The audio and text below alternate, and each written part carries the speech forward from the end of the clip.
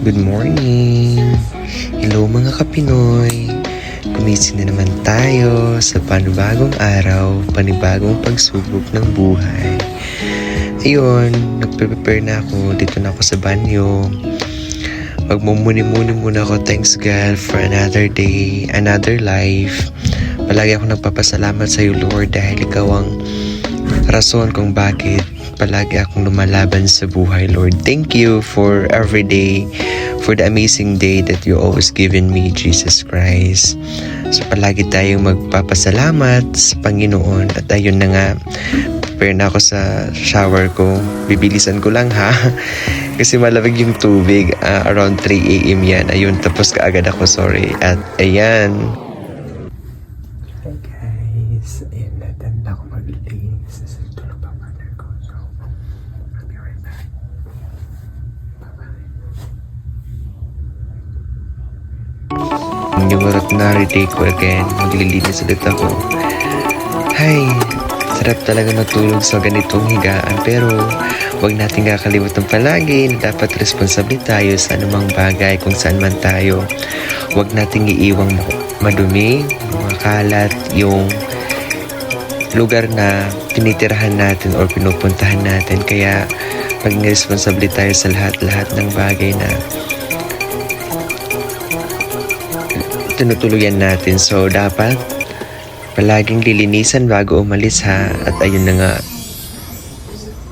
maganda talaga yung paglilinisan mo yung room, maaliwalas, at hindi na kayo umalis pagkatapos. At ayun, nag-prepare na ako para sa morning coffee ko. At ayan yung mga gagamitin ko. First time ko gumamit nito. Grabe, yung first time na inopen ko yung water. At alam nyo ba, kasi mainit pa, tinagyan ko na agad ng tubig, pero okay naman. Ayun, so far nagawa naman ang paraan kahit wala yung partner ko nasa CR.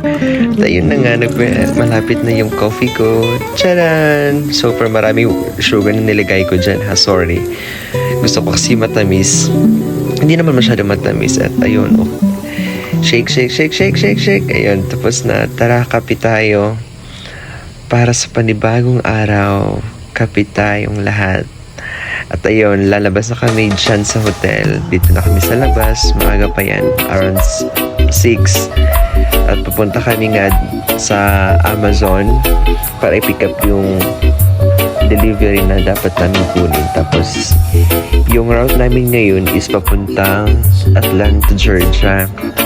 Like, I think around 3 to 4 hours travel yata from here in Alabama going to Georgia. Yan yung first destination namin dito sa Amazon. Tapos tutungo na kami papuntang Atlanta, Georgia para i-drop yung stuff. Tapos meron din kaming pipick upin doon after namin i-drop yung stuff sa Amazon din. Grabe, ma-miss ko yung sa laki ng Amazon that's the factory, yung office nila. Grabe, ang lawak, ang laki. So ayun lang guys for today's video. Please don't forget to subscribe to my YouTube channel, Marinong Pinoy Vlog in America, and don't forget to like and share ha. Thank you, maraming salamat sa lahat, and mag-ingat kayo palagi. Bye!